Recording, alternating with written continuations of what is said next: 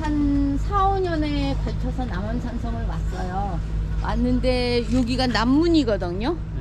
이 남문에서 이쪽 오른편으로 가면 서문, 북문, 아까 산성 로타리 그쪽으로 오는 코스가 있고, 그 다음에 이제 이쪽에서 왼편으로 이렇게 가면 동문으로 해서 가는 길이 우리가 오늘 가려고 하는 이쪽으로 이렇게 돌아가는 길이에요.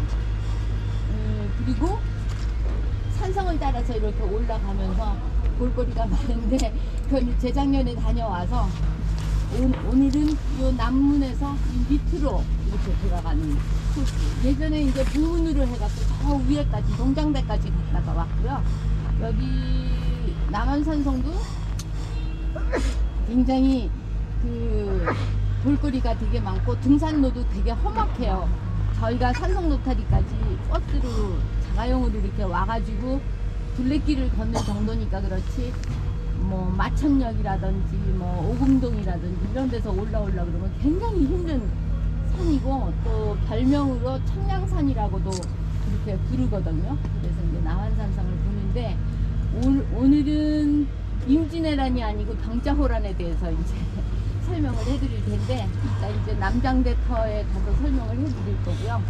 그 다음에 이제 여기 보면은 도립공원 해가지고 남한산성 쪽으로 이렇게 광주시, 전라도 광주가 아니라 이제 경기도 광주시가 여기 이렇게 있는 거고요. 이게 이제 남한산성은 이제 요렇게 돼 있는 거예요. 그래서 수도를 보호하기 위해서, 수호하기 위해서, 지키기 위해서 한 게 남한산성이 하나 있고, 저 청와대 뒤쪽으로 북한산성이 하나 있고 있습니다. 그리고 여기 남한산성은 임시 행궁, 임금이 거처할 수 있는 행궁도 저기 문자 주세요. 문자 주세요. 문자. 마련돼 있거든요. 문자 그래서 주세요. 이 남한산성 요거를 보는데, 나중에라도 이제 혹시 봄에 오시게 되면은 이쪽 이 남문에서 이쪽 편으로 가가지고 이쪽으로 이렇게 수호장대라든지 서문이라든지, 여기 수호장대가 있죠. 그다음에 이제 이렇게 해서 북문으로 해서 이렇게 내려오시면은 아주 볼거리가 굉장히 많고, 서울 시내도 그냥 한눈에 그냥 쫙 이렇게 그걸 볼 수 있고, 잠실거리 다 보이는, 이쪽 성파 이쪽 편이 다 보이는 그런 아주 멋진 경치를 감상하실 수 있어요. 그리고 이제 남한산성은 이제 이 안에 그 샘물이 있어서, 샘이 있어서 여기서 이제 농촌하기 굉장히 좋은 곳이고, 이제 수도를 지키기 위해서 이제 좋다는 것이 되겠어요. 그러면 여기서 이제 남문 있는 쪽으로 저 위로 이제 올라가 보겠습니다. 그 다음에 찰사라든지 수어사라든지 이렇게, 그러니까 수도 경비 사령부 뭐 이렇게 하면은 얘가 좀 빨리 갈 거예요. 그래서 이한재, 재원 이렇게 돼 있고, 이런 비석군, 이 사람들이 이제 와가지고 좋은 선정을 베풀었기 때문에 불망비라고 하고, 여기는 공덕비, 뭐 이렇게 선정비, 이렇게 선정비라고 하고, 수어사라고 하니까 수도사례 경비 사령부 사령관 정도쯤 되는 이런 사람들의 비석군을 여기다가 이제 이렇게 모아 놓은 거예요.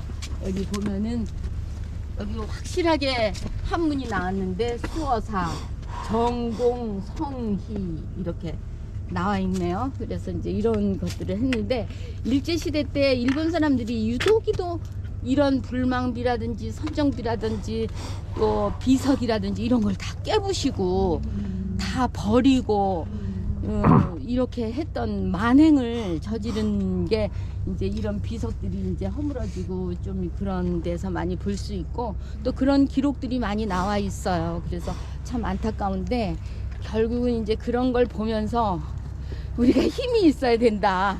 힘이 없으면 비석조차도 대접을 못 받는다. 뭐 이런 게 되겠죠. 그래서 이제 이런 것들도 이후에 이렇게 각인을 해서 했다는 것을 보시고요. 그 다음에 이제 이쪽으로 가면 서문 쪽으로 가는 거고, 이쪽으로 가면 북문 쪽으로 가는 건데, 이 남문이 이게 정문이에요. 남한산성의 정문이에요. 그래서 인조 임금이 피난을 오실 때 이 문을 통해서 들어오셨어. 저 밑에서부터. 그래가지고 이게 이제 정문이고 어느 궁궐이든지 남쪽이 정문이에요. 그래, 남쪽이 정문이고 동서 북문. 여기도 이제 방위가 그렇게 되는 거죠. 근데 이제 이쪽에 남문에서 이제 들어오실 때 이따가 이제 또 설명드리겠지만 대신들이 다 지쳐가지고 그냥 임금을 모시고 갈 수가 없는 거예요. 그런데다가 그때 따라서 눈이 엄청 와가지고 눈이 막 푹푹 쌓이고, 근데 여기서 산에서 나무하던 나무꾼이 있었어요. 그 나무꾼 불러가지고 임금을 업고서는 이 남문으로 들어오신 거예요. 그래서 그 서흔남이라고 하는 그 나무꾼인데 그분이 아주 그냥 천한 천출이거든요. 근데 임금을 등에 업어서 임금을 모시고 온 거죠. 근데 왜 임금은 두 다리 멀쩡한데 그분은 걷는 일이 없어가지고 말을 타거나 걷거나 업히거나 이런 수밖에 없는 거죠. 여기로 못 들어가게 해놨네요. 요 뒤로 해서 올라가시죠. 응? 요 뒤로 해서 올라갈 수 있어요? 요리 올라가잖아요, 이리. 아, 요 뒤로 올라가는 게 빨라요. 빠르기도 하고 이 성은 위에 올라가서 볼 수 있어요. 옛날에는 저 길을 열어놨어요. 여기가 이제 남문의 성루입니다. 성루라고 하는 거는 이런 기둥이 있어서 루를 붙이는 거야. 성루.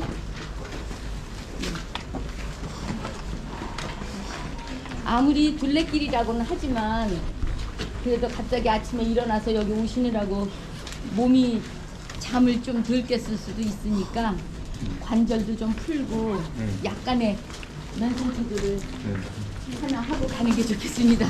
우리 제 모임에 산악회장 하셨던 배창호 회장님 여기나 나라 건물이나 절 사당 이런 데는 이렇게 단청을 입혀요.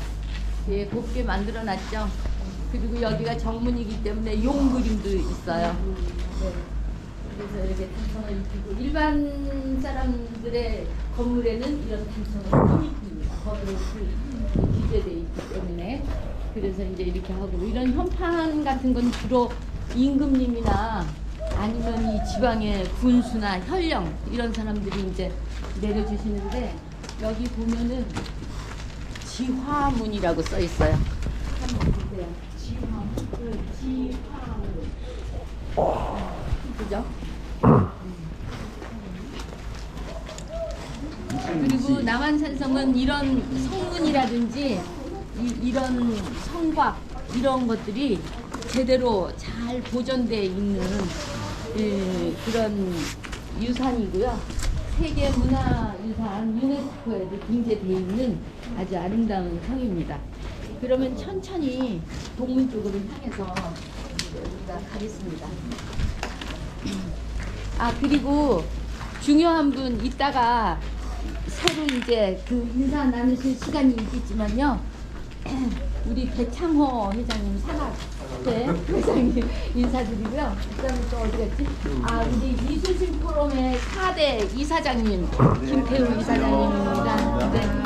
그다음에 이제 여기 평화방송의 아나운서 오셨어요.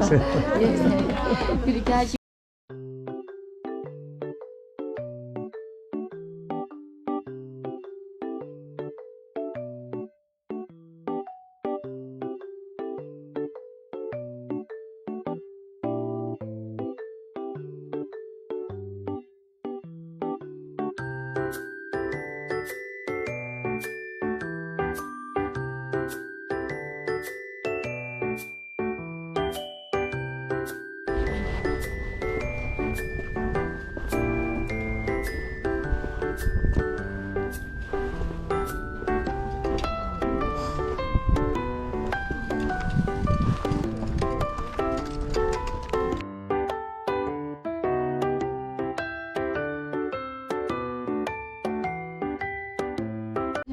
산성에 이제 중간중간 초소 같은 거를 만들어 놓고 거기에 이제 그 사령관이 있어서 이제 지시하는 그런 곳이거든요.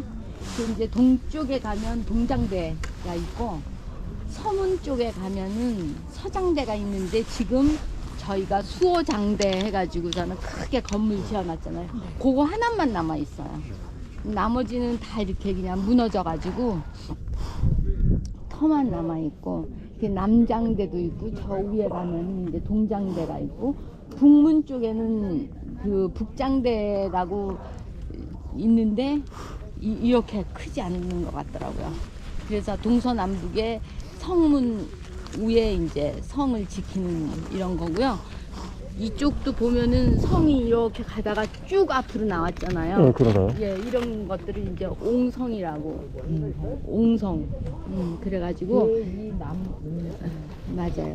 이쪽에서 화살을 쏘거나 적을 맞이하면 옹성이 축 나가면은 그쪽에서도 이제 쏠 수 있기 때문에 이제 그런 전략적 그런 그 위치 때문에 이제 저렇게 옆에서도 쏠 수 있게끔. 옆에서도 쏠 수 있게끔 그렇게 해서 이제 그 옹성이라고 만들어 놓고 아까 우리 이렇게 보니까는 쭉 나서 아까 헬리콥터 타느냐고 그렇게 물어봤잖아요. 그게 이제 옹성 제1옹성이고 여기는 제2옹성이고 이제 그렇게 됐고 최근에 이제 예전에는 이제 이런 것들은 예전부터 있었던 성곽이고요. 이런 것들은 이제 보수해서 위에 올려놓은 거고 여기서 이제 화살을 쏘거나 뭘 하는 건데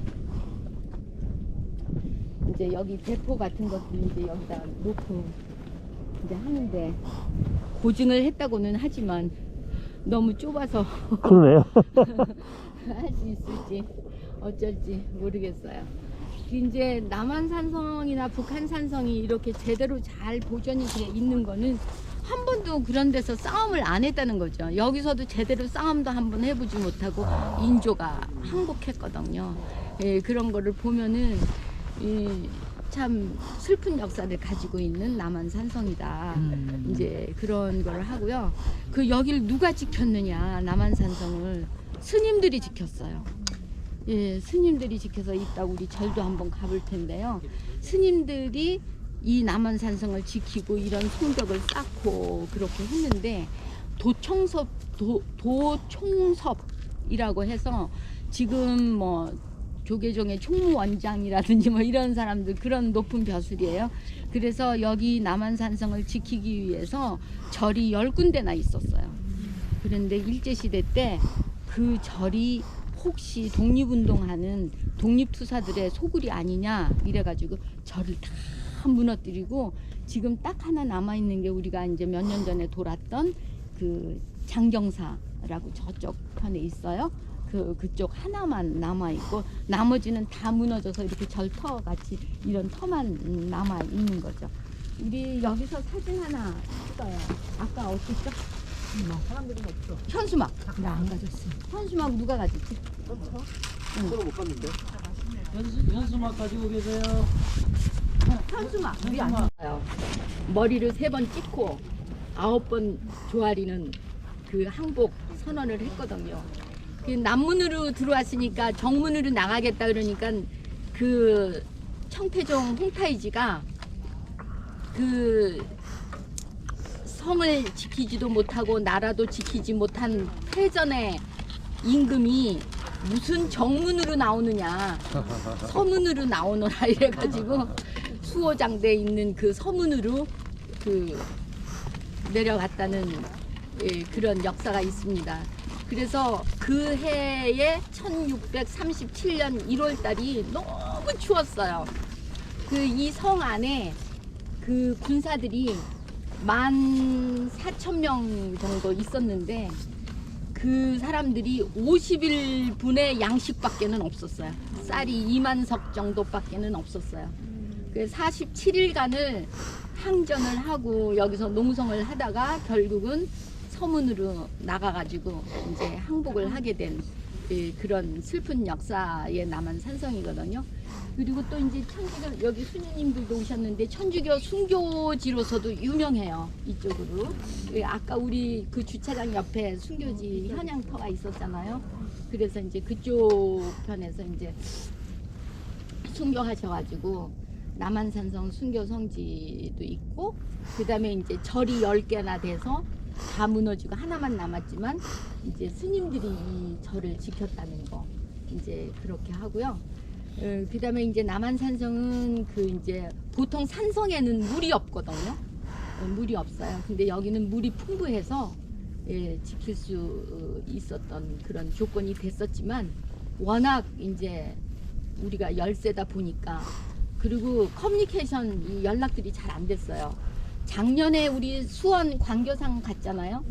광교상 갔을 때 그 김준용 장군이 거기 이겼어요. 그리고 이 홍탈지의 사위를 거기서 죽였어요. 화살에 저기 쏘아서 이제 죽였는데, 그 김준용 장군은 남쪽에서 올라와가지고 여기 남한산성에 갇혀 있는 인조 임금을 구해내려고 거기 오셔서 이제 그렇게 했는데, 워낙 이제 힘에 부치다 보니까 거기도 그 사위만 죽이고 그걸 이겼긴 했지만 이제 철수를 해서 여기까지 못 왔어요. 그리고 이제 그러한 그 연락병이라 그럴까? 그 통신문을 전달해주는 임금의 장계를 전달해주고 이제 그렇게 하는 게, 아까 임금을 등에 업어서 남문으로 이제 모셨던 서흔남이라고 하는 일반 천민이 연락을 해준 거예요. 연락을 해주고 또 청나라 그 진영에도 거지 행세를 하고 들어가서 정보를 빼내서 가지고 오고 와. 이렇게 했던 사람이 이제 서흔남인데, 그 임금님이 그래요. 너는 천출이고 성도 없고 이름도 없고 그러니까 내가 이름을 성을 하사하겠다. 그래서 성은 서씨요, 이름은 흔남이라고 이제 지어서 서흔남이라고 지었는데, 도 아니고 흔냐? 훈남이라고 지어줬으면 더 좋았을 텐데 흔남이에요. 예, 그래서 그 서흔남이라고 이름을 지어줬는데, 나중에 선물을 뭘 줄까 그랬더니 임금님이 입으셨던 어이를 한 벌 저를 주십시오. 집에 가보로 모시겠습니다. 이래요. 그래서 그거를 했는데, 그 분이 돌아가실 때 내가 죽으면 내 관 위에다 어이를 덮어다오. 머리가 되게 좋은 거야. 그러니까 임금님이 그 후에 그 효종 임금이고 헌종 임금이고 숙종 임금이고 다 이쪽으로 지나가시면서 그 사람 무덤에 가서 절을 안 하고 갈 수가 없는 거예요. 어이가 있으니까. 되게 똑똑하시네. 네, 되게 똑똑하신 분이에요. 예, 그랬다는 이제 야사의 이제 네 지금 얘기, 경매를 올렸으면 그런 얘기가 있어요. 어쨌든 그 사람은 천출로 태어나가지고 그런 연락병 노릇을 하고 그 나라에 그 이제 큰 보탬이 된 거죠. 예, 중요한 일을 한 거죠. 예, 그렇게 해서 난중에는 당상관까지 되는 그 가의 대부라는 그 칭호도 받는 그런 훌륭한 사람이 그 되었어요. 그래서 이제 그런 것들을 우리가 유적지를 보면서 남한산성이 그냥 등산로인 그런 건 아니고, 우리가 이제 그렇게 하고, 임진왜란이 7년 동안에 한 250만 명 정도 죽고, 그 다음에 일본으로 이제 도공들이나 뭐 이런 사람들이 이제 납치돼 간 사람들이 한 20-30만 명 정도 된다고 그래요. 왜냐하면 교토에 코를 비워가지고 갖다 묻어놨던 그 사람들이 12만 명이거든요. 어휴. 그래서 한 30-40만 명 끌려가지 않았냐. 그리고 유럽으로 노예로 팔아먹은 사람도 그 정도 되지 않겠느냐. 근데 이제 7년 동안의 그건데, 이 병자호란은 47일 만에, 전쟁이 47일 만에 끝났거든요. 47일 만에 여자만, 처녀들만 잡아간 납치된 그 납치 인원들이 60만 명. 예. 그때 인구가 우리나라가 한 1,000만 명밖에 안 됐을 거 아닙니까? 아니요. 500만 명, 500? 600만 명 정도밖에 안 됐었어요. 그럼 그랬는데 10%가 잡혀간 10%가 잡혀가는 거예요. 그것도 처녀만. 처녀들만. 처녀들만 그렇게 잡혀가서 우리가 이제 요즘은 쌍욕으로 쓰지만 환양년이라고 그러잖아요. 그러니까 한문으로 쓰면 환, 돌아올 환, 향, 고향, 향, 녀. 그러니까 고향에 돌아온 여자. 그래서 환향녀 그렇게 해서 그렇게 잡힌 거예요. 예, 그게 이제 환양년 이제 이렇게 못된 짓 하고 그런 거를 이제 욕할 때 우리가 그렇게 쓰잖아요. 유행할 때 참. 그래가지고 그 사람들이 여자들이 돌아왔어요. 잡혀갔다가 이제 일부 돌아왔어요. 그랬더니 집에서는 몸이 더럽혀졌다고 안 받는 거예요. 응, 그냥 넌 그냥 나가서 죽는 게 낫다 이러. 그래서 임금님이 그러지 말고 우리 백성이니까 어떤 날 한날 한시에 어느 강에 가서 몸을 깨끗이 씻으면 이제 깨끗해진다. 그러니 받아들여라. 이렇게 명령을 내리셨는데도 집안에서는 그 여자들을 안 받았어요. 그래서 길거리에 자살하고 목매고 그런 여자들이 굉장히 많았다. 이런 그 얘기가 있을 정도로. 그리고 이제 압록강을 건너가잖아요. 근데 압록강을 건너갔는데 그 포로를 데려올라 그러면은 청나라에다 돈을 주고 또 그 포로를 사갖고 와야 돼요. 그러니까 임진왜란 때보다도 훨씬 더 비참한 것이 병자호란이었었다. 이렇게 하고 이런 일이 일어날까봐 유송룡 대감이 징비록을 쓰셨잖아요. 임진왜란이 끝나고 전쟁 일어나기 전에는 어땠고 전쟁 중에는 어땠고 전쟁 후에 우리는 이렇게 했다 그렇게 하고 유송룡 대감이 징비록을 써서 그거를 남겨놓고 돌아가셨거든요. 그로부터 40년 후에 병자호란이 일어난 거예요. 그런 거 보면은 우리가 역사에서 교훈을 얻지 못하고 정말 그 정신 차리지 못하고 그리고 살았던 것이 백일하에 드러났잖아요. 근데 지금도 좀 비슷한 것 같아가지고 우리 이순신 포럼은 정치나 경제나 또 상업적인 거를 타치하지 않으니까 여기서 뭐라고 말씀은 못 드리지만 가만히 세태 흘러가는 거를 보면은 너무 역사에서 배우는 교훈을 잊어버리고 있는 것 같아요. 징비록에서도 그렇게 얘기를 했는데도 우리가 정신 차리지 못하고 정말 이러고 있을 때가 아니다 하는 그 생각이 절로 나는 거죠. 그 47일 동안에 그렇게 60만 명이라는 처녀들을 끌고 갔다는 거예요. 그런데 그렇게 끌고 갔어도 사람은 하늘이 무너져도 솟아날 구멍이 있다고 그 중에서 한 사람 기황후 기황후가 그렇게 끌려간 데서 한 사람 살아난 거야. 지금 연인이라는 드라마 하고 있잖아요. 연인도 그 배경이 병자호란 그 배경이거든요. 예, 그래서 보면은 기황후가 해서 저 잘했으면 됐을 텐데 그냥 너무 동생이나 오빠가 그냥 난리를 치는 바람에 그렇게 되긴 했지만 참 그런 걸 보면은 옛날 우리 속담이 하나도 틀리는 게 없다. 너무 오래 서 있으니까 춥죠? 예, 슬슬 내려가겠습니다. 아, 있어.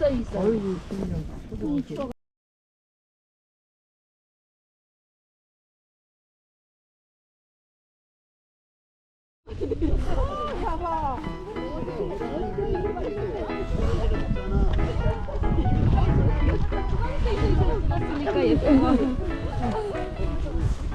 너무 예뻐요. 아 진짜 배경이 너무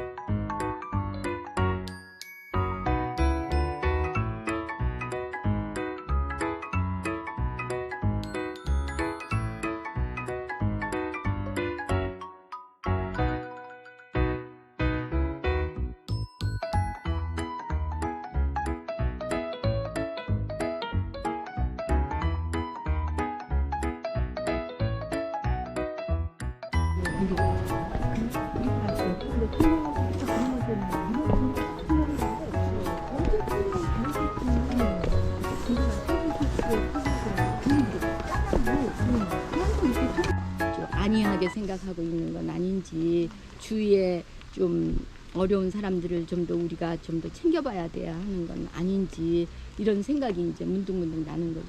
일단 전쟁이 나면 죽느냐 사느냐지, 이기느냐 지느냐 싸움은 아니거든요.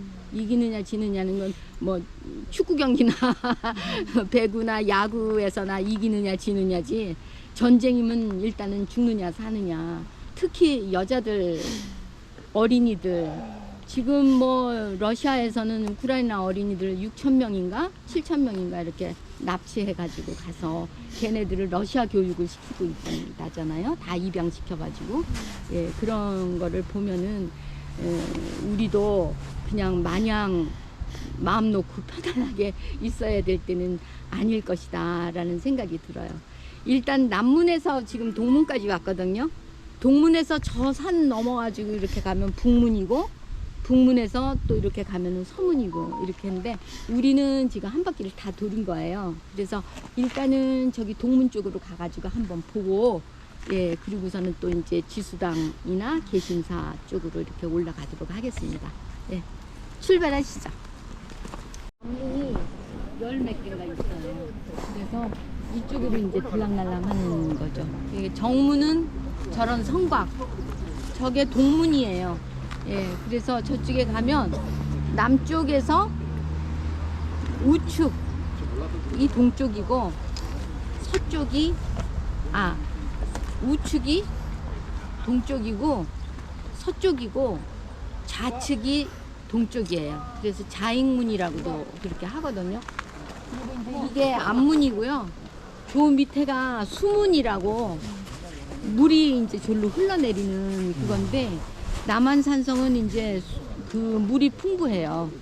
그래가지고서는 이제 수문 쪽인데 이런 것들이 많이 있었는데 여기만 아마 남아 있는 것 같습니다. 그래서 예, 그렇게 하고요.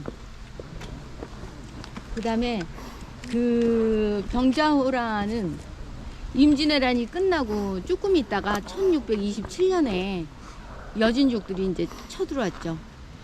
근데 이제 이순신 장군 때부터도 그 누르하치, 청태종이잖아요. 저 태조잖아요. 그 누르하치가 이순신한테 사람을 보내요.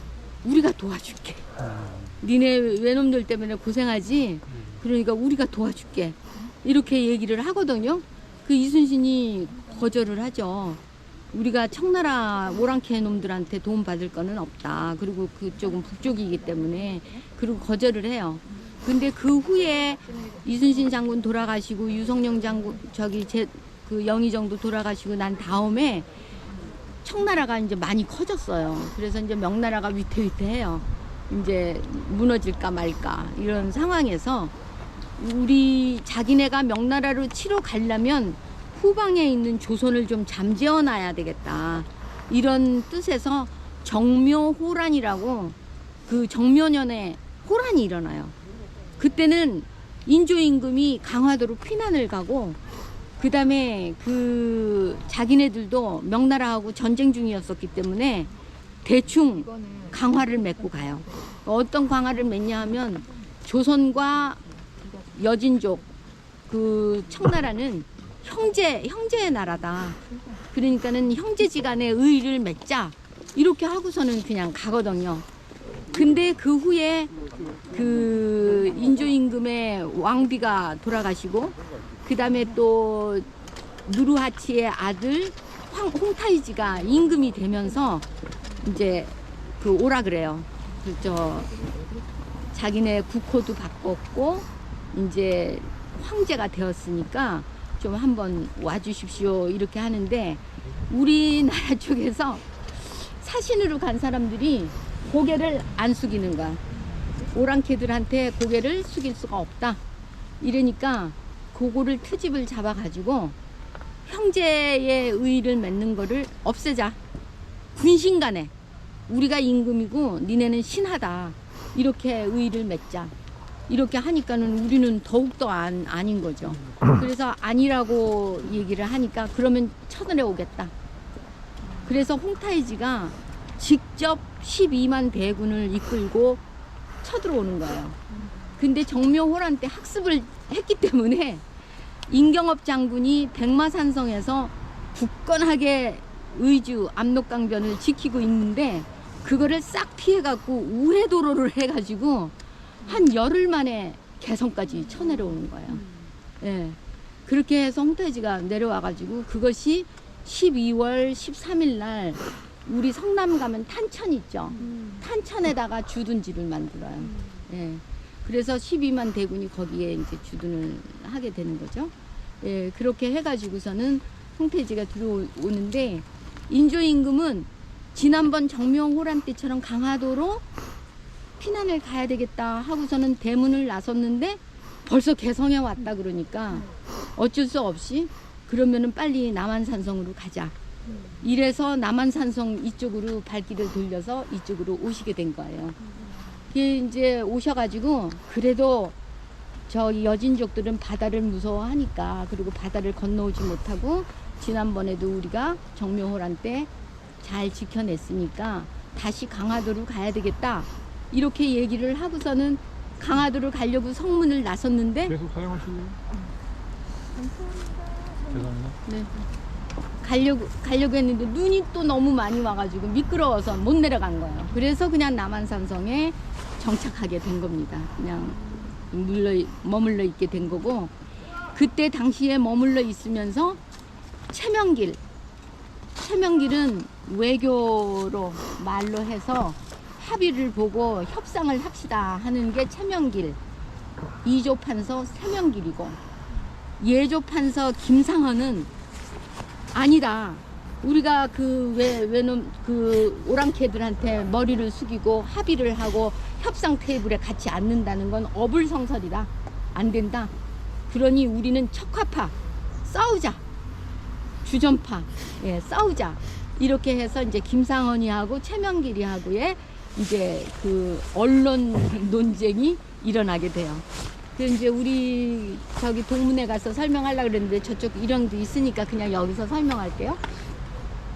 그 최명길은 계속 이제 그 화의를 하자고 하는 거고, 그 다음에 김상헌은 이제 싸우자고 얘기를 하는 거고, 김상헌의 형이 김상용이에요. 근데 그분이 강화도로 인조임금의 부인 왕비와 소원세자의 동생 복림대군하고 이런 원손들을 데리고 피난을 갔어요. 그랬는데 이 청나라에서 머리를 잘 쓴 거예요. 예전에 그렇게 강화도로 피난을 가서 우리가 꼼짝없이 당했지만 지금은 아니다. 그냥 어떻게 하든지 강화도를 침략을 해야 된다. 이래갖고 강화도로 들어가요. 그래가지고서는 임금 왕비와 왕세자들과 전부 다 포로가 되는 거예요. 한 200명. 그래서 끌고 이 남한산성으로 와요. 그러니까 인조임금이 어쩔 수 없이 삼전도, 지금 자리는요, 삼전도가 어디냐 하면 그 석천호수 있잖아요. 석천호수 있는데 그 비가 있어요. 그 삼전도 비가 있거든요. 그 삼전도 비를 세우게 됐는데 그쪽으로 나가서 이제 머리를 3번 찍고 9번 고개를 숙이면서 이제 삼고구 도래를 이제 하게 되는 거죠. 예, 그렇게 해가지고 했는데 그 김상용이라는 사람은 내가 왕비와 왕세자를 잘 지켜야 되는데 잘 지키지 못해서 이 불상사가 났구나 해서 거기서 자살을 해요. 근데 폭약을 터뜨려서 거기서 그냥 죽어요. 근데 그 사람의 딸이 여러분들이 잘 아는 장희빈에 대응하는 인현왕후, 안동김 씨의 인현왕후가 그 김상용의 딸이에요. 그리고 또 왕비가 또 나왔고, 그래서 이제 나중에 조선 말기에 안동김 씨, 풍양조 씨, 뭐 이런 세도, 외척의 세도들을 막 하는 그런 시조가 이제 되는 거죠. 그래서 이제 장희빈, 인현왕후 이렇게 이제 되고, 김상헌은 이제 그렇게 해가지고 이 결론적으로는 최명길이가 이제 항복문서를 써요. 항복문서를 쭉 써가지고 후위를 도모하자. 지금은 우리가 너무 힘이 없으니까 이제 그거를 이제 후위를 도모하자. 이래가지고 이제 우리나라도 뭐 외교적으로 그러잖아요. 그래서 외교 전략이라는 거는 어떻게 보면은 하나의 최고의 국익의 수단이 되지만 까딱 잘못하면 최악의 이족 행위가 되는 거예요. 외교는. 그래서 외교가 되게 중요하다는 거고 지금도 외교, 안보, 국방 이거 세 개를 묶어가지고서는 생각하는 게 바로 그런 뜻이거든요. 그 항복문서를 최명길이가 다 써요. 그러니까 김상헌이가 이조 판서가 와가지고 그 문서를 빡빡 찢으면서 이런 거를 치사하게 굴욕적으로 쓰느냐, 우리 죽더라도 우리가 하자 하면서 막 뿍뿍 찢어요. 그러니까 최명길이가 울면서 너는 찢어라 나는 붙인다 그러면서 그거를 붙여가지고 그래가지고서는 그 정말 코미디 같지만 눈물 없이는 읽을 수 없는 그런 그 역사적인 한 장면이죠. 그래가지고 그걸 가져가서 바치고 그걸 해요. 근데 이제 그 정사에는 안 나오지만 야사에서는 이제 단을 쌓고 홍탈지가 위에 올라 앉아 있고 임금은 임금 옷도 입지 말라. 응? 패전의 국가의 왕이니까 청색깔 옷. 청색깔 옷은 노비들이나 입는 옷이거든요. 일반 백성들이나. 그러니까 그 청색깔 옷을 입어라. 그래서 청색깔 옷을 입고서는 고개를 숙이고 하는데 그 위에서 오줌을 싸는 거예요. 그러니까 얼마나 그런 그 굴욕적인 모욕을 당했느냐. 그런 것들을 이제 우리가 알 수 있고. 지금도 그렇잖아요. 화해를 할까? 아니면 싸울까? 우리가 힘이 있으면 싸워도 되지만 힘이 없을 때는 화해를 해야 되는데 근데 그런 것들이 우리는 역사적으로 계속 반복이 돼서 온다는 거죠. 가깝게는 해방됐을 때 포츠담 선언에서 우리를 반으로 잘라가지고 남쪽은 미군이 관리를 하고 북쪽은 소련이 관리를 한다. 그러니까 자르자 하는 그런 문제가 또 있었고 임진왜란 때도 우리는 쑥 빼고 명나라하고 외놈들하고 강화 협상을 하면서 남쪽은 일본이 가져가고 북쪽은 명나라가 가져가고 조선을 할양하자 하는 그런 문제도 있었고 그런 거를 보면 지금 우크라이나도 그렇잖아요. 한국처럼 하는 게 좋겠다. 한국처럼 이 오데사나 이쪽 남쪽 편으로는 러시아에다가 주고 이쪽 편에는 우크라이나가 하고 그러면 어떨까 이렇게 뭐 키신저도 그런 얘기를 했다고 하는데 하여튼 그런 나라를 반으로 자르자 하는 그런 얘기. 우리나라는 유독 그런 역사가 많이 있다는 거죠. 그래서 그런 거를 보면서 우리가 외교가 왜 중요한 건지 국방이 왜 중요한 건지 그 다음에 안보 태세에 대해서 우리가 좀 더 신경을 써야 된다. 너무 지금 살기 편하잖아요. 진짜 굶어 죽는 사람도 별로 없고 뭐 추운 데서 벌벌 떠는 사람도 별로 없고 뭐 이런 전체적으로 생활 수준이 높아지다 보니까 우리가 좀 더 일본 성하고 우리하고 조금 다른 게요. 우리는 이런 아치로 이런 돌로 쌓는 이런 것들이 되게 많아요. 근데 일본은 그런 걸 잘 볼 수가 없겠더라고요. 그리고 이제 일본은 그 영주 지자체 같은 그런 이제 현이 있잖아요. 자기네들 그런 게 있기 때문에 이런 성을 딱 그리면은 여기다 항상 자기네 가문을 표시를 하는 그거를 해놓더라고요. 보니까 오사카 성에도 가면은 가토 기요마사 성에서 가지고 온 돌, 도쿠가 이에야스에서 가지고 온 돌 이렇게 해서 그 문양을 세워놔요. 그래서 일본은 나라 꽃이 없고 국기에 그게 없잖아요. 나라 꽃이 없잖아요.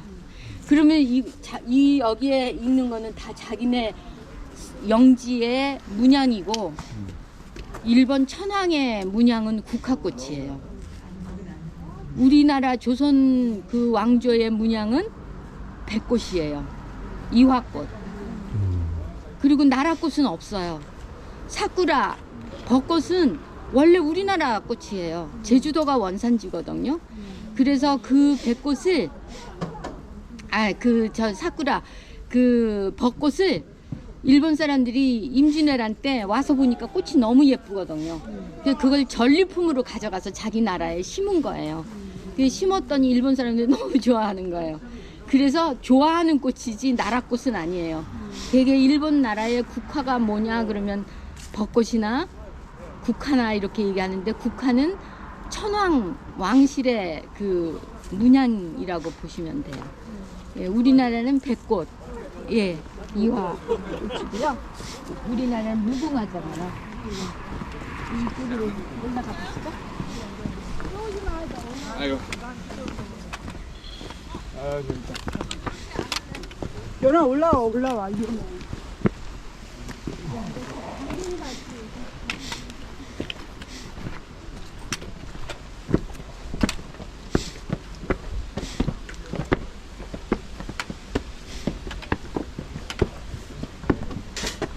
어? 낮아요. 여긴 낮죠. 지붕이 낮아. 잘못하면 키 큰 사람은 다치겠네. 현판은 뭐라고 써요? 현판은 뭐라고 써있죠? 좌익문이죠? 아. 왼쪽 맞아. 날개 아. 문이에요. 그러니까 남쪽에서 보면 좌측이 동쪽이고 우측이 서쪽이에요. 그래서 서문 쪽으로 가면 우익문이라고 써 있어요. 여기 한번 보세요. 좌익문으로 돼 있지.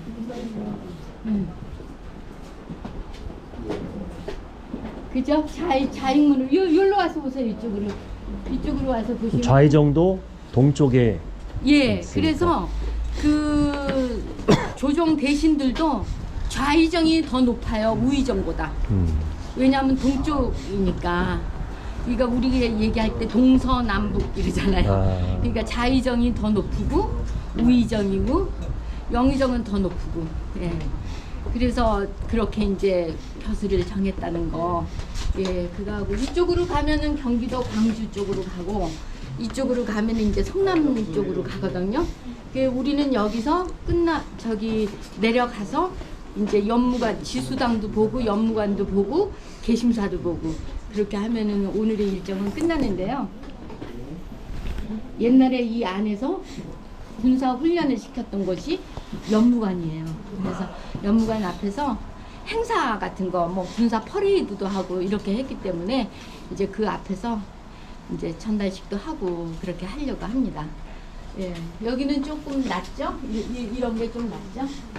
예, 보면은 사실은 고증을 해서 하셨겠고 여러 가지로 애를 써서 이제 만드셨겠지만 이런 나무들을 다 되게 보면은 금강소나무로 만들고 금강소나무는 3년 동안 바닷물에 묵혔다가 3년 동안 또 말렸다가 이렇게 3번 그러니까 27년간을 그렇게 하는 거죠. 그렇게 해서 하기 때문에 이제 비틀리지 않고 오랫동안 이제 그 되는 거고요.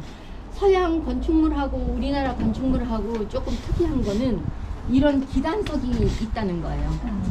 기단석이라고 해요. 예, 이런 걸 기단석이라고 그러고 아까도 우리 남장대 봤을 때 기단석만 쭉 있었잖아요. 돌만 있었잖아요. 그 위에 건물이 이렇게 서 있었다. 그걸 보고 이제 몇 칸 집이다.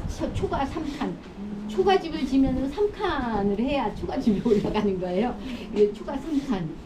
대궐 같은 궁궐 같은 아주 고래등 같은 기와집에서 산다 그러면 99칸, 99칸, 예, 그렇게 얘기하는 게 이제 그런 거를 얘기하는 거죠. 이게 지금 기둥이 3개 있으니까 이것도 3칸, 4칸 이렇게 되는 거죠. 하나, 둘, 셋, 넷. 근데 이제 되게 보면 홀수로 하니까 이거는 이제 고증을 해서 했겠지만 그래서 이제 이런 기단석이 있다는 거 이런 것들이 이제 조금 이제 그 건축물의 특징이라고 이제 이렇게 볼 수가 있어요. 그 남한산성은 유네스코에 그 등재된 아주 아름다운 그런 성곽이고 또 우리나라에서 이제 또 피난을 와서 왕이 피난을 와서 행궁에서 임시로 또 조종의 역할을 했었고 또 여기서 농성을 하다가 또 47일 만에 또 나가서 또 그런 아픈 역사도 있었고 이렇게 해서 남한산성에 대해서는 외국에도 굉장히 많이 알려져 있고 그 다음에 여기에 그 여러 가지 그 스님들이 군사훈련을 했던 곳 그 다음에 예전에는 여기 장터가 생겨가지고 5일장 뭐 이런 장터도 있었다고 해요. 그러면 이제 연무관 쪽으로 저희가 한번 가볼게요. 남한산성 일주 하려 그러면요 한 7, 8시간 걸려요.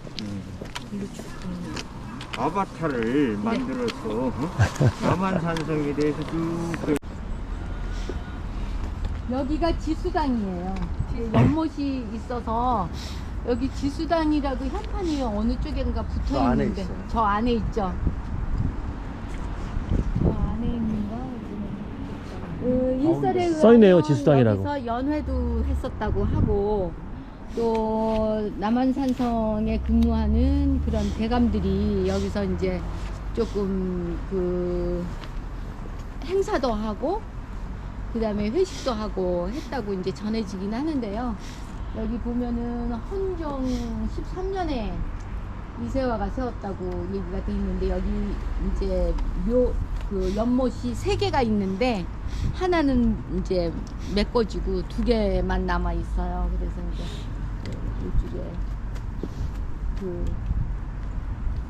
2개가 있는데 그 뭐 지수사라고 하는 괴에서 딴 것이라고 얘기를 하는데 그거는 제가 괴를 잘 몰라서 설명을 드릴 수는 없고 하여튼 이런 지수단이 이쪽에 있었다는 거 그것만 알고 이제 저쪽으로 지나가서 아까 설명드리려고 했던 서은남의 묘비가 있어요.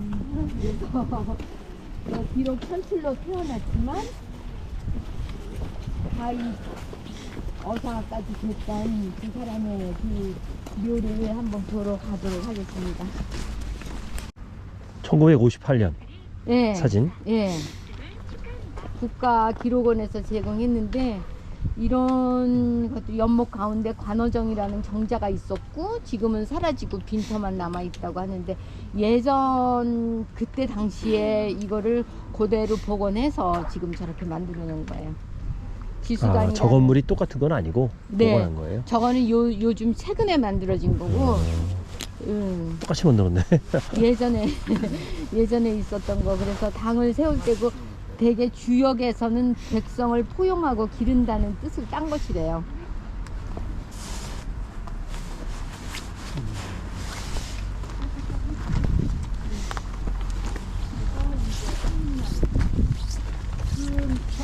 남한산성 영화 있었죠? 네. 그 영화에서는 날새로 나와요. 소날새. 실존 인물.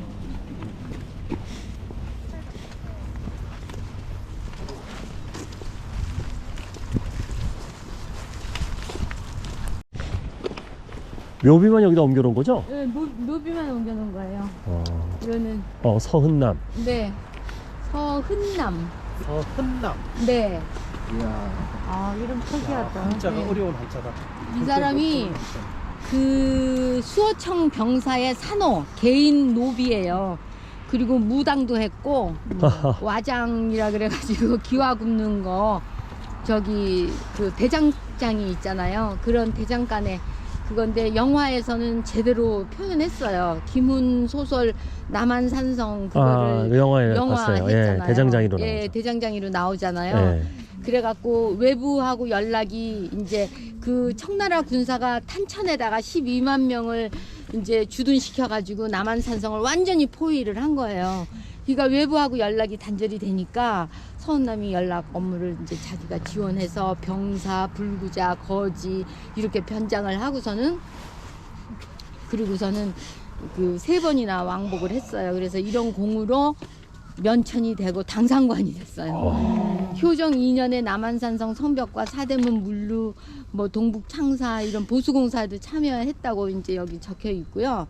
정이품이면은 굉장히 높은 벼슬이에요. 가히 대부로 책봉이 되고 종이품 동지 중추부사가 됐는데 삼도수군 통제사가 종이품이에요. 엄청 높네. 네, 엄청 높아요. 그래 종이품까지 올라갔고 묘비 중에 하나는 1667년 현종 3월에 이제 건립이 됐고 하나는 그러니까 이거는 현종 13년에 된 거고 이거는 너무 심해가지고 이 건립령대를 알 수가 없는데 여기 이렇게 보면은 한시 부좌 이렇게 써 있잖아요. 그러니까는 이제 왼쪽에 묻었다는 문구로 봐서는 부인이 사망한 후에 다시 세운 게 아니냐. 그래서 이제 남한산성 저쪽 편에 병풍산에다가 이제 묘를 썼는데 이제 광주시청하고 이제 문화원에서 발견해가지고 이 묘비만 여기다 갖다가 옮겨놓은 거예요. 근데 왜 한씨예요? 부인이 한씨예요. 아, 부인이 한씨다. 응. 부인 묘비까지 만들어준 거예요? 그러니까는 같이 합장을 하니까 아, 합장하니까. 합장하니까 이제 한씨를 왼쪽에다가 묻었다 이렇게 이제 해서 한씨를 이제 이름을 써놓은 거고 이제 본인은 서씨죠. 근데 진짜 서씨가 아니라 임금님이 하사한 성이에요. 이제 저런 공로를 통해서 이제 그 했다는데 저는 남한산성 영화 보면서 그냥 상상의 인물로 감독님이 재미있게 그 날새를 만들었는가 이렇게 집어넣는가 했는데 실제로 알고 보니까 있었는 거예요. 그러면 서동남. 설씨가 되고 나중에 이름도 그 면천된 다음에 한씨랑 결혼했나 보다. 그런가 봐요. 와이프가 또 한씨라고. 왜냐하면은 노비들은 결혼도 못하고 그러니까. 또 결혼해도 뭐 호적에도 올라가지 못하고 그 진주성 전투 진주대첩 있잖아요. 진주대첩도 김시민 장군이 그 성을 사수했잖아요. 그랬을 때에 3,000명의 군사들이 진주성을 사수를 했는데 그 중에서 이름 있는 병사가 148명밖에 안 돼요. 나머지는 다 종, 노예, 중 뭐 이런 사람들이기 때문에 뭐 이름이래야 뭐 여기 나오는 날새라든지 뭐 흥복이라든지 뭐 돌새, 먹새, 마당새 뭐 이런 이름밖에 없기 때문에 그쪽에서도 기록에 보니까 진주 대첩을 막은 병사들의 이름이 148명밖에 안 나오는 거예요. 그러니까 3,000명 중에서 이름이 그렇게밖에 없는데 이 사람도 이름이 없었는데 임금님이 너무 공로를 그걸 해서 그래서 작년에 갔었던 광교산의 김준용 장군의 편지도 가지고 오고 임금님의 장계도 갖다 주고 이렇게 했던 아까 그 안문을 통해서 다녔던 거예요. 그리고 남한산성 종합상황실도 여기 오시면 별로 들어가 보실 기회가 없으시니까 오늘 시간도 조금 있고 하니까 한번 들어가 보시죠. 예, 남한산성. 전시해 놓은 거예요. 이건 대장군포라고 해서 우리나라에서는 이제 이 포가 있었고요. 명나라에서는 대포가 있었고 일본에서는 조총이 있었고 그래서 일본하고 명나라하고 우리나라하고 임진왜란을 세계 최초의 화약 전쟁이라고도 불러요. 저건 군포고 이거는 준포고. 이게 이제 이런 것들이 명나라에서 온 거죠. 그 벽제관 전투에서 명나라가 일본에게 당한 거는 이게 움직이는데 너무 시간이 오래 걸리는 거예요. 조총은 자기 개인 화기잖아요. 그러니까 들고 뛸 수가 있잖아요. 근데 이거는 몇 사람이 이걸 움직여야 되니까 한 번 나가면은 대단한 화력이 발표되는데 움직이기가 너무 힘들어가지고 그래서 예. 벽제관 전투에서 신기전. 이거는 신기전이에요. 신기전인데 이거는 임진왜란 때 개발이 된 거예요. 이장손이라는 그 화약을 만드는 그 발명가가 만들기도 했지만 변희중이라는 그 군사가 이 신기전을 만들었어요. 그래서 신기전 전개는 한꺼번에 여러 개 총통이나 신기전을 화살을 쏠 수 있게 하는 로켓형 무기예요. 그래서 이걸로 제일 활약을 했던 게 이제 행주산 대첩, 행주 대첩에서 이거를 했던 거고요. 제일 이것이 많이 나간 게 이제 한 번에 40발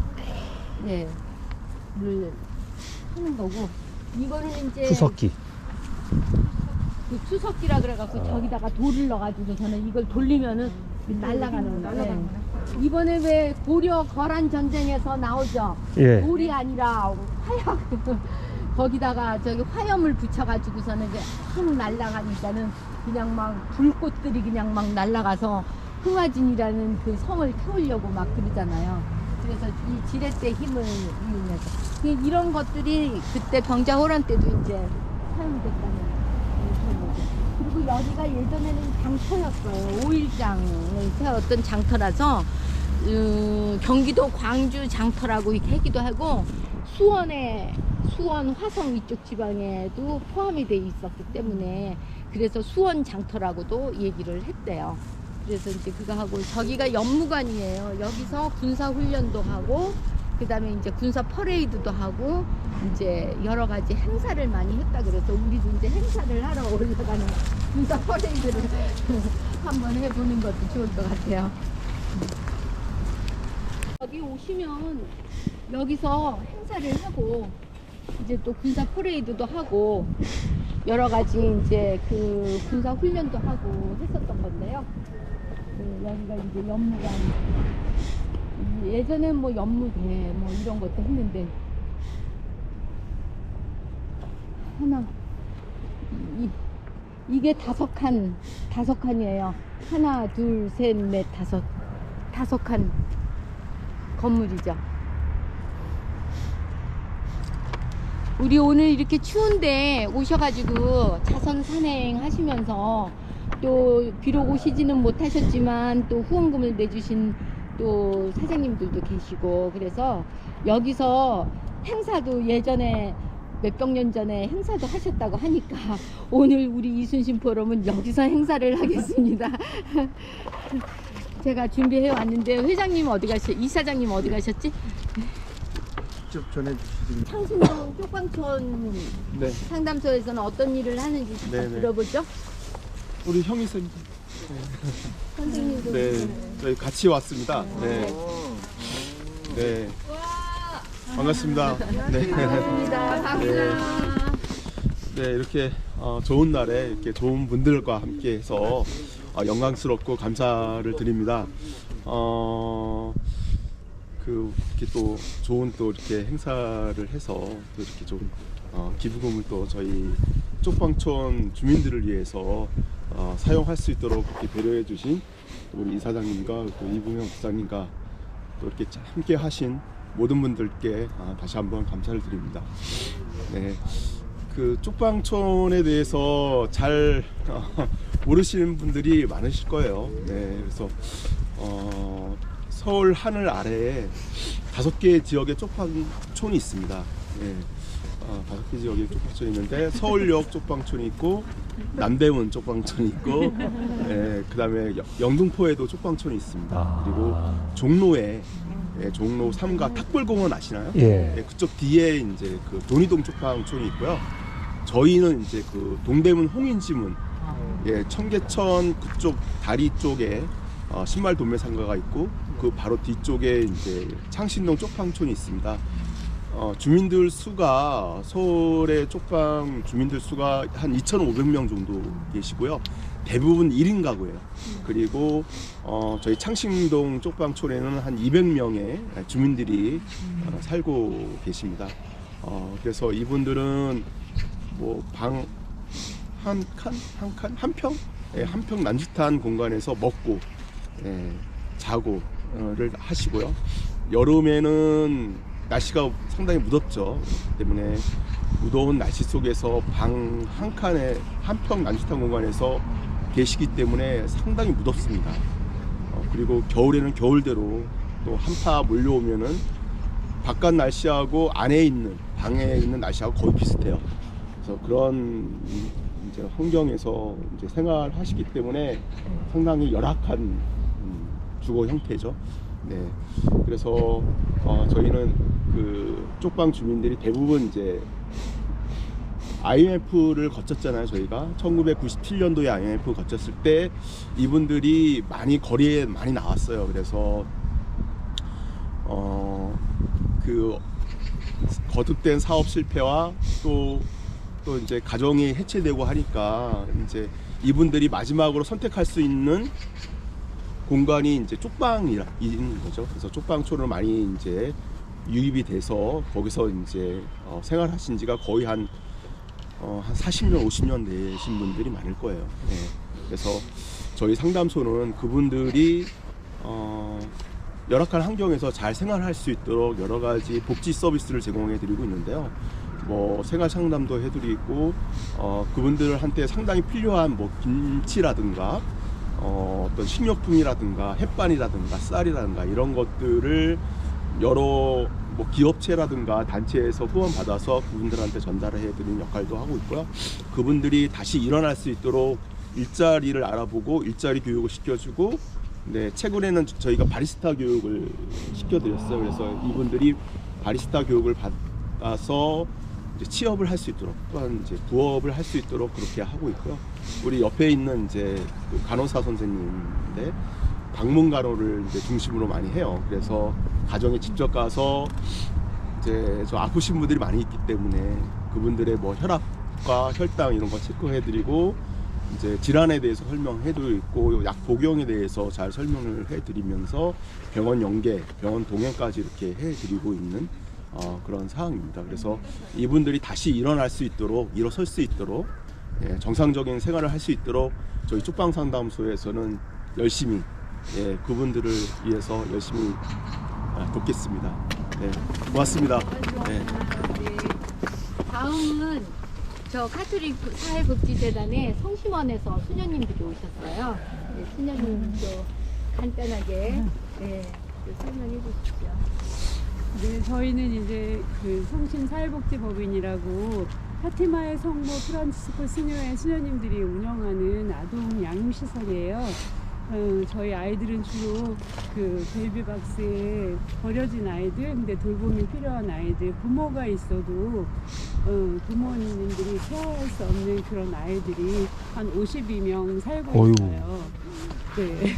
많네요. 0세부터 18세까지 이제 아기들부터 와서 이제 그러니까 자립할 때까지, 고등학교를 졸업하고 자립할 때까지, 그리고 대학 가는 친구들 있으면 대학도 갈 수 있도록 5년간 자립 활동을 도와주고 있거든요. 그래서 이 아이들이 밝고 맑고 행복하게 살 수 있도록 저희 수녀님들이 많이 애를 쓰고 계세요. 그리고 많은 분들이 또 도움 주시고, 그래서 저희가 잘 지내고 있어요. 그리고 오늘 너무 춥고 힘든 시간인데 저희들을 위해서 이렇게 자선 찬양을 해주셔서 정말 감사드립니다. 고맙습니다. 하고 싶었으면 네. 아무도 카메라 꺼내시는 분이 없네.